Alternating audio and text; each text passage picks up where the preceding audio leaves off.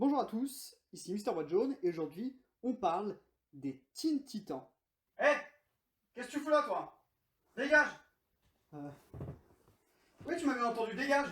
ok, calme-toi.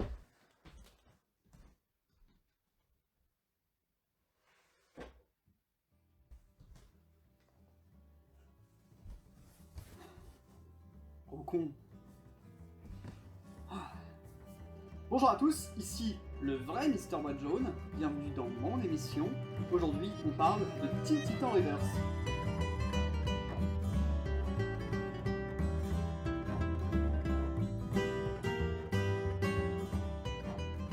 Mais qui sont les Teen Titans du Reverse, me direz-vous? Pour commencer, nous avons trois habitués de l'équipe. Azarat, Metrion, Zintos!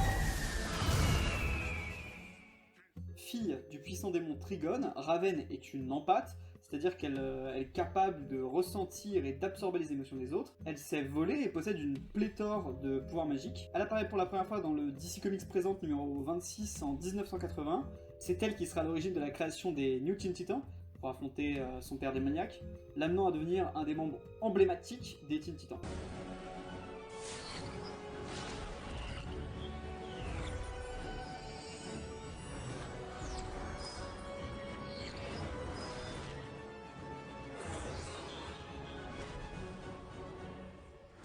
Coriander, alias Starfire, est elle aussi une des membres iconiques de l'équipe des Teen Titans, puisqu'elle a elle aussi vu le jour dans le même numéro que Raven. Elle est une extraterrestre de la planète Tamaran, dont elle est la princesse, et pourchassée par une race d'esclavagistes, elle finira par s'écraser sur Terre. Elle est capable de voler et de tirer des rayons d'énergie en tirant la sienne des rayons UV du soleil. Elle peut également apprendre différentes langues en embrassant quelqu'un.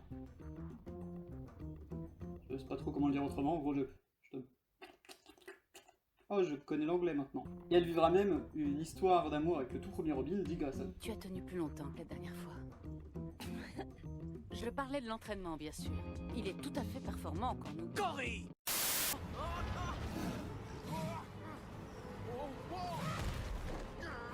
Né en 1965, le verdâtre Beast Boy, qui s'appelle en vérité Garfield Logan, fut d'abord un membre de la Doom Patrol avant de devenir un des membres des Teen Titans de la côte ouest et enfin devenir un des membres fondateurs des New Teen Titans dont je parlais précédemment, rejoignant ainsi Starfire et Raven. Le jeune homme à la peau verte et à l'humour lourdeau est capable de se transformer en n'importe quelle espèce du règne animal tout en gardant son intelligence et sa couleur de peau. Je suis à deux doigts de te dénoncer pour vol qualifié d'automobile. J'aimerais entendre ce que tu vas dire. Allô, la police? Mon fils m'a volé la Batmobile? Et tu trouves ça drôle? Ouais, plutôt.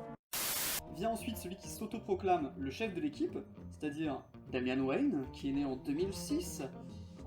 C'est le nouveau Robin, et oui, vous avez très bien entendu, c'est le fils de Batman, soit le plus gros détective du monde, et de Talia al Ghul, qui est elle-même la fille de Ra's al Ghul, soit le plus grand assassin du monde. Damian fut élevé pour devenir une arme mortelle, voire l'héritier de son grand-père au sein de la Ligue. Après avoir été confié à la garde de son père, Bruce Wayne, il est devenu le nouveau Robin, tête brûlée, parfois arrogant, mais surtout jeune homme en quête d'identité et d'amour paternel. Il va devoir ici apprendre à travailler en équipe, voire à tisser des liens amicaux. Et pour finir, les Teen Titans du Reverse accueillent deux nouveaux venus dans le monde super-héroïque. Soit le débutant Kid Flash, alias Wally West, neveu de la journaliste Iris West et qui est elle-même compagne de Barry Allen, soit Flash, c'est bien, tu suis très bien, bravo, tu as vu les séries. Cette version de Wally West a vu le jour dans les pages de la série Flash du New 52 et a obtenu ses pouvoirs très peu de temps avant le Reverse. Capable de courir presque aussi vite que son mentor, il entame à peine l'apprentissage du métier de super-héros quand il va rejoindre l'équipe. Et enfin, membre encore plus débutant que Wally West, Jackson Hyde. Apparu pour la première fois en 2010 dans la série animée Young Justice, Jackson Hyde est capable de manier et formater l'eau par la pensée, ce qu'on appelle l'hydrokinésie. Personnage devenu très populaire, il finit par être incorporé à l'univers DC Comics dans le 6e numéro de la série que je vous présente aujourd'hui. Et la grande différence entre les deux personnages, c'est surtout l'inexpérience du Jackson Hyde des comics, et aussi le fait qu'il n'ait rien à voir avec Aquaman, dont il était l'acolyte dans la série animée. En quête d'identité, le jeune homme au pouvoir hydrokinésique donc tentera de rejoindre l'équipe pour en apprendre plus sur lui-même et arrêter de refouler ses pouvoirs, ce qui peut être aussi un peu une métaphore puisqu'il est homosexuel mais ne refoule pas ça. Enfin, c'est intéressant ce jeu du je refoule mes pouvoirs mais pas ma sexualité, là où dans beaucoup d'histoires ça aurait été largement l'inverse.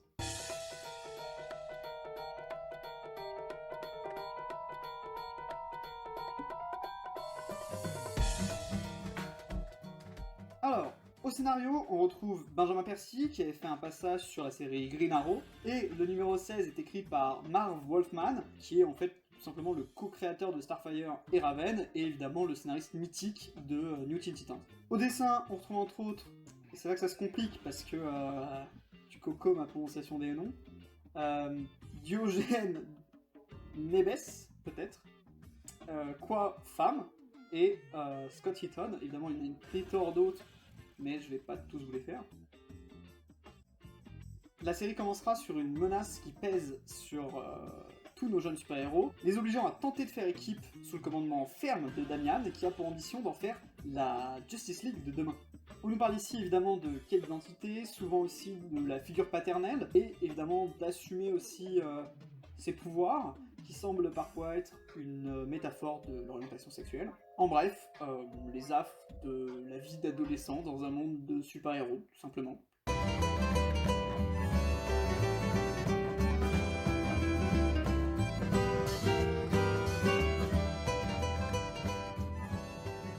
S'il y a bien un truc cool avec cette série, c'est qu'elle nous prouve que dessiner le visage de Beast Boy, c'est archi compliqué.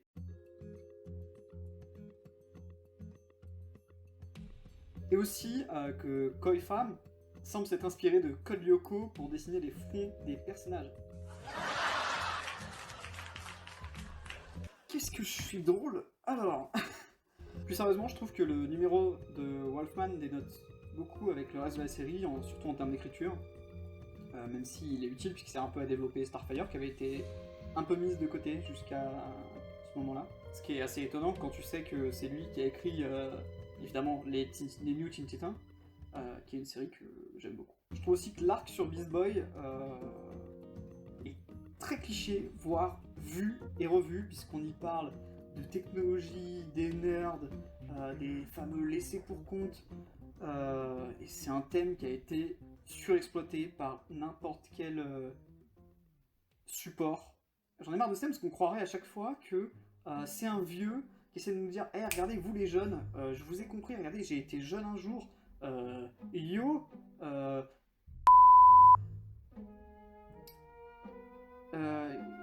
bitches, tout, ouais, YOLO, je sais pas, bolo, j'en sais rien, mais on dirait vraiment un vieux gars qui essaie de se faire passer pour jeune en disant « Hey, je vous ai compris, moi aussi je suis jeune, regardez. » Voilà, donc c'est juste cliché, c'est chiant.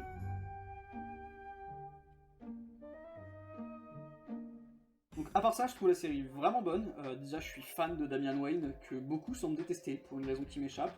Et j'adore le voir être en extérieur, ce gamin arrogant et trop sûr de lui, insupportable, voire des fois juste méchant, qui s'avère en fait être juste un gamin paumé en quête d'identité et d'indépendance, puisque son plus grand souhait c'est de sortir de l'ombre de Ra's al Ghul et de Batman, ce qui ne doit pas être super facile vu l'importance des deux bonhommes. Et puis voilà, il est toujours le cul entre deux chaises, quel camp je choisis, quel héritage je vais choisir d'embrasser, et c'est ce qui le rend vraiment intéressant, je trouve. Les personnages sont très bien écrits, je trouve, les relations, on les voit se tisser, c'est assez cool à suivre. Il y a Damian qui apprend à s'ouvrir à l'équipe, il y a sa relation avec Jackson qu'il va prendre sous son aile, elle, Robin. Ok, super, on passe à autre chose. Et ils semblent même un peu s'identifier à Qualad, puisque, comme je l'ai dit, tous les deux sont en quête d'identité, de savoir qui je suis, qui je vais être. Ils ont aussi tous les deux un héritage à embrasser. Il y a Wally qui devient très vite le complice de blague de Garfield, et tu sens que les deux deviennent très vite amis. Et surtout, il va devenir très très proche de Raven, ce qui va permettre de la développer par son biais. Tandis que Starfire, elle semble être celle qui réussit à maintenir l'équipe soudée, quitte même à en devenir la véritable leaduse à la place de Damian sans qu'il s'en rende vraiment compte, puisque lui, il est souvent à l'origine des tensions dans l'équipe de par son arrogance, alors qu'elle, elle est plus un genre de sagesse, puisqu'elle a fait partie déjà des équipes Teen Titans, et qu'elle est aussi la plus âgée, tout simplement, celle qui a vécu peut-être le plus de trucs. J'ajouterai aussi autre chose très très cool, que la série semble consacrer un arc par personnage pour l'instant. Le premier est sur Damian et explore la dualité de son héritage et le fait affronter son passé. Le deuxième arc, il se concentre sur Jackson, qui est le petit nouveau de l'univers d'ici et de l'équipe. Lui aussi va devoir apprendre à vivre avec son héritage et à maîtriser ses pouvoirs, évidemment. Le numéro 16, lui, il est consacré à Starfire, donc c'est celui écrit par Wolfman. Voilà, ça la développe un peu. Et le troisième est sur Beast Boy, qui se sent un peu étouffé dans l'équipe, qui a connu ses hauts et ses bas.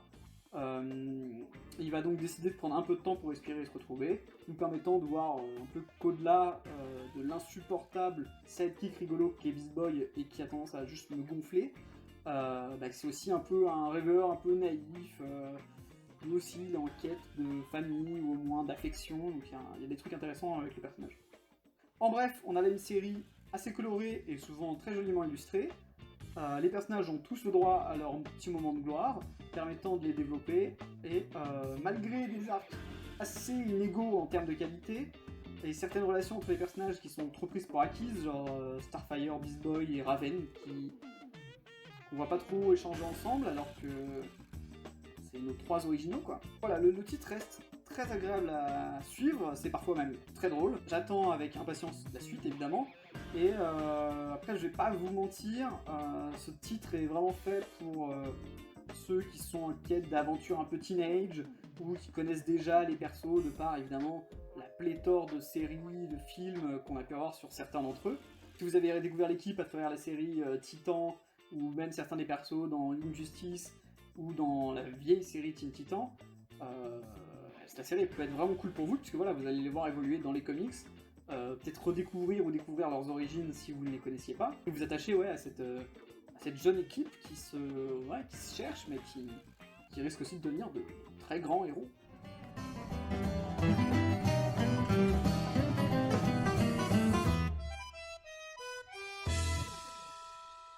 La série, elle est trouvable en VF chez Urban Comics sous deux formes différentes.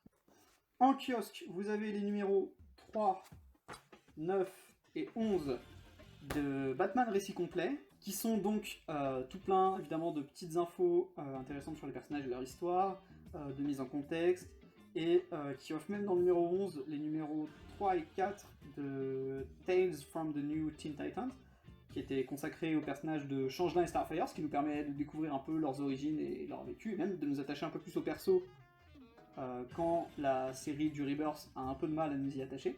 Et en librairie, vous avez la série Teen Titan Rebirth, finalement, toujours chez Urban. Pour l'instant, il y a 2 tomes, le 3e ne saurait tarder à apparaître. Je vous conseille plutôt l'édition librairie, qui est beaucoup plus solide. Bref, évidemment, je vous mets des liens en description pour retrouver tout ça. Et voilà, t'as vu une nouvelle boîte du Coco, c'est magnifique. Bye.